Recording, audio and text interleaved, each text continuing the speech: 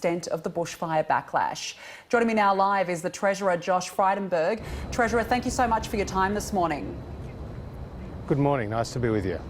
Firstly, the Prime Minister's personal approval ratings have tumbled for the first time since the election. Voters clearly angry at the PM's handling of the bushfire crisis. What's your response? Well, we've heard the message loud and clear from the Australian people that when it comes to these unprecedented national disasters, they expect the federal government to be playing a direct role in the response, and that's what we're doing with the unprecedented call out of the ADF reservists across many states as we've undertaken, the fact that we have established a National Bushfire Recovery Agency and assigned an initial and an additional contribution of $2 billion to it. So the Australian people expect the federal government to be playing a very direct role in what these responses are to the national disasters, and up to date this has tended to be more within the remit of the states. Scott Morrison yesterday conceded that he should have done things better in terms of how he has handled the crisis himself. Do you think that he has failed as a leader? Absolutely not. In fact, he has been putting in place a number of these initiatives which are making a very big difference on the ground. We've called up about 2,700 reservists to date. More than $40 million has already gone to the states to make its way to local governments for a range of initiatives to help people respond to this bushfire crisis. You saw yesterday an announcement of $76 million for mental health support, which is going to be critical in rebuilding lives and restoring livelihoods after the bushfire crisis. And today we're making a significant announcement about habitat recovery and supporting the wildlife who have been so badly damaged in this ecological disaster.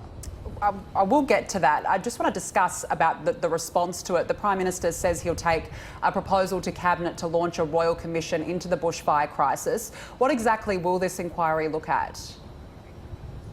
Well, obviously we need to learn the lessons from the bushfire crisis, and that means working together with the states. And you've already heard from, for example, Daniel Andrews in Victoria say that everything he has asked of the federal government he has received, and has praised that level of coordination he has had with Prime Minister Scott Morrison. But what we do need to ensure is that we've got the proper legal arrangements in place between federal and state governments so that we can respond quickly to these national disasters, because there will be more of them into the future. Also, we have a hotter, drier climate, and that means that it impacts on these natural disasters, and so we need to have in place the resilience, the mitigation, the adaptation mechanisms to ensure that we don't have the loss of life and the loss of property that we have seen in this tragedy that has unfolded over recent months and weeks. And climate change is set to be a major part of this inquiry. Exactly what will be looked at?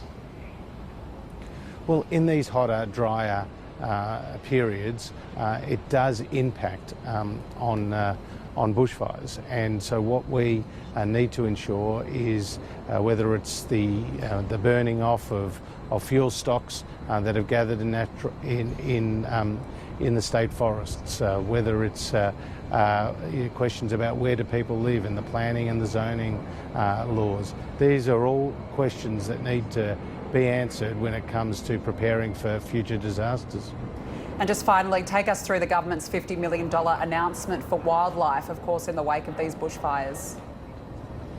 Well, this has been an ecological disaster. Some 8 million hectares has been lost, and obviously there's been a very severe impact on Australia's native flora and fauna. So there will be an initial contribution of $50 million. $25 million will go to an emergency recovery fund that will be led by Australia's Threatened Species Commissioner, Dr. Sally Box, who will be working with the CSIRO, working with our leading universities, working with representatives of our zoos in order to map some of the damage that has been done, to prioritise our response, to use the surviving habitat to help restore wildlife. And then another $25 million will go to various groups who are doing excellent work on the ground, whether they are land management groups, Greening Australia, Conservation Volunteers Australia, as well as our zoos across the various states. Treasurer Josh Frydenberg, thanks for joining me this morning. Good to be with you.